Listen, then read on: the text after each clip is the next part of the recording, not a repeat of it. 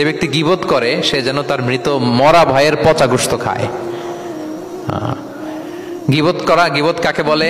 রাসূল সাল্লাল্লাহু আলাইহি ওয়াসাল্লাম বলেন গীবত হচ্ছে যিকরুকা আখাকা বিমা ইয়াকরাহু, তোমার ভাইয়ের অনুপস্থিতিতে তোমার ভাই সম্পর্কে এমন কিছু বলা যেটা শুনলে সে অপছন্দ করে, এমন কিছু বলা যেটা শোনা সে পছন্দ করে না।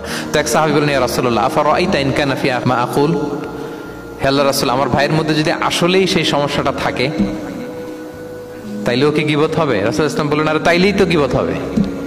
ওই দোষ যদি থাকে, ওটা তার অনুপস্থিতি যদি বলে বেড়াও তাইলেই তো গীবত হবে। আর ওই দোষ যদি না থাকে তাহলে তো অপবাদ হবে, এটা তো আরো বড় গুনাহ, ওটা তো বহতান। তাহলে এই গীবা ইংরেজিতে বলে ব্যাক বাইটিং, ইংরেজিতে কি বলে? এই ব্যাক বাইটিং, চগলখড়ি বা পরনিন্দা, আরবিতে বলে গীবাত। এই গীবত আমরা করব না। কারো কিছু বলা থাকলে আপনি তাকে সরাসরি নাসিহাত করুন। আর দিন ওয়ান নাসিহা, দিন হচ্ছে উপদেশ দেয়া, শুভ কামনা করা, তার প্রতি শুভ কামনা করে আপনি তাকে বুঝান, সে হয়তো বুঝবে।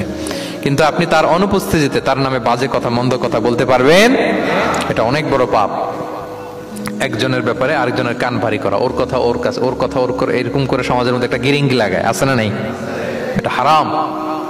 রাসূল সাল্লাল্লাহু আলাইহি ওয়াসাল্লাম বলেন, মেরাজের রাত্রে আমি দেখেছি কিছু লোক লাহুম আদফার মিন নুহাস, তাদের নখগুলো তামা দিয়ে তৈরি, নখর ধারালো, ইয়াখদাশুনা বিহা উজুহাহুম ওয়া সুদুরহুম, তারা তাদের নিজের নখ দিয়ে নিজের গালের গোশত, বুকের গোশতগুলো টেনে টেনে ছিটছে।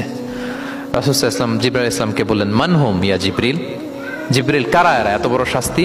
জিবরাইল ইসলাম বললেন, হুম আহলুল গীবা মিন উম্মাতিক, এরা হচ্ছে আপনার উম্মতের মধ্য থেকে তারা যারা গীবত করে।